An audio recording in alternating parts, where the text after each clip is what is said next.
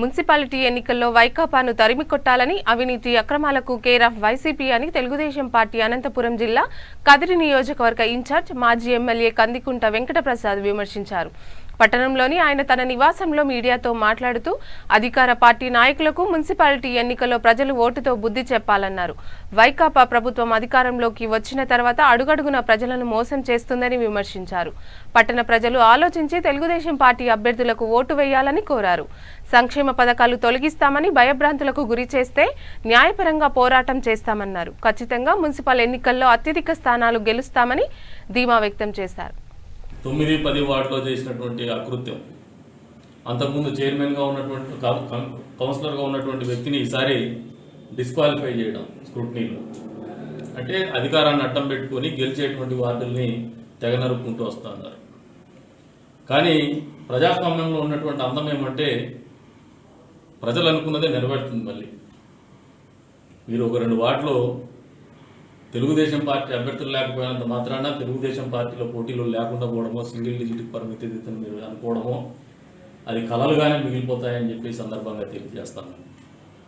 ఎందుకు తెలుగుదేశం పార్టీని మళ్ళీ ప్రజలు ఆదరిస్తారని గర్వంగా చెప్పగలుగుతున్నామో, నమ్మకంగా చెప్పగలుగుతున్నాం అంటే దాదాపు 36 వార్డులకు సంబంధించినటువంటి నిధులు 3 కోట్ల రూపాయలు ఒక వ్యక్తి కాంట్రాక్ట్ చేసుకోవడానికి, దాంట్లో లబ్ధి పొందడానికి మద్దతు లేనటువంటి కాంగ్రెస్ పార్టీ ఆ రోజున మైనార్టీని తెలుగుదేశం పార్టీ చైర్మన్గా ప్రకటిస్తే వాళ్ళు తప్పనిసరి పరిస్థితుల్లో అప్పట్లో ఈ రోజున మా పార్టీ నాయకుడు అయినటువంటి దివాకర్ రెడ్డి గారి ఆధ్వర్యంలో ఎలక్షన్స్ కూడా జరిగింది మున్సిపాలిటీకి.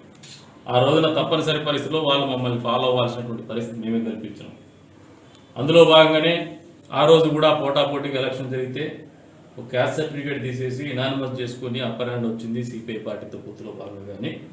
ఆ రోజు కూడా తెలుగుదేశం పార్టీని ఆధిపత్యం కొనసాగించినటువంటి పరిస్థితి ప్రతిపక్షంలో ఉన్నప్పటికీ, ఆ రోజున నేను ఎమ్మెల్యే కాకపోయినప్పటికీ, ఏ రకమైనటువంటి పదవులు లేకపోయినప్పటికీ, అంటే ఈ రోజున అనివార్యమైనటువంటి పరిస్థితుల్లో అది వైఎస్ఆర్ కాంగ్రెస్ పార్టీ కావచ్చు, ఇతరత్ర పార్టీలు కావచ్చు, మైనారిటీలకి ప్రాధాన్యత కల్పించాలా మున్సిపాలిటీలు అనేటువంటి ఆలోచన తీసుకొచ్చిందేదంటే అది తెలుగుదేశం పార్టీ గొప్పతనం అని చెప్పి సందర్భంగా తెలియజేస్తున్నాను. మరొకసారి కదిరి ప్రజలందరికీ కూడా తెలుగుదేశం పార్టీ మైనార్టీలకు ఇచ్చేటువంటి గౌరవం కానీ, వాళ్ళకి నడుపుతున్నటువంటి కార్యక్రమాలు నియోజకవర్గ స్థాయి, గ్రామ స్థాయి వరకు పెచ్చరిల్లిపోయినటువంటి పరిస్థితులు ఈ నియోజకవర్గంలో కూడా ఉన్నాయని సందర్భంగా తెలియజేస్తున్నాను. అందుకు మూలాలు ఏమంటే సోలార్ పవర్ ప్రాజెక్టులు ఉన్నాయి. దీనికి రుజువులతో సహా, ఆధారాలతో సహా వచ్చే 2-3 రోజుల్లోనే మేము బయట పెడతాము.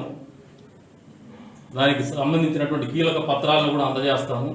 అవసరమైతే ఏసీబీని కూడా ఆశ్రయిస్తాము, న్యాయస్థానాన్ని కూడా ఆశ్రయిస్తాము. ఎవరైతే ప్రజాప్రతినిధులు ఉన్నాడో ఆయన ఇచ్చినటువంటి బ్యాంక్ స్టేట్మెంట్స్ కానీ, లావాదేవీల వ్యవహారం కానీ, ఆయన ఇచ్చినటువంటి లేఖలు కానీ అన్ని కూడా తీసుకెళ్లి న్యాయస్థానాలు కూడా ఆశ్రయించి పబ్లిక్ ఇంట్రెస్ట్ లిటిగేషన్ కింద ఒక అవినీతి కేసులు కూడా వేయబోతాను అని చెప్పేసి కూడా ఈ సందర్భంగా తెలియజేస్తాను. ఈ మాట ఈ రోజున ఎందుకు చెప్తున్నామంటే ఎలక్షన్స్ వచ్చినాయి. దాదాపు ఒక ప్రజాప్రతినిధికి ప్రత్యామ్నాయంగా ఒక మున్సిపాలిటీని ఎన్నుకోవాలంటే ప్రజలు ఒక ఆలోచన, స్పష్టత ఉండాలి. ఆలోచనతో చేసినటువంటి కార్యక్రమాలు తెలుగుదేశం ప్రభుత్వం హయాంలో జరగలేదు, జరగబోవు. కదిరి మున్సిపాలిటీలో తెలుగుదేశం పార్టీకి మీరు పట్టం కడితే ఏ అభివృద్ధి కార్యక్రమంలో అయినా కూడా ప్రైవేట్ ఆస్తులు కోల్పోవాల్సినటువంటి పరిస్థితులు ఉత్పన్నమైతే ఖచ్చితంగా పరిహారం చెల్లించేటువంటి కార్యక్రమాలు చేస్తాము. లేదంటే మరింత కొద్ది వరకు తగ్గించుకునైనా కూడా అభివృద్ధి అయితే పూర్తిస్తాయి.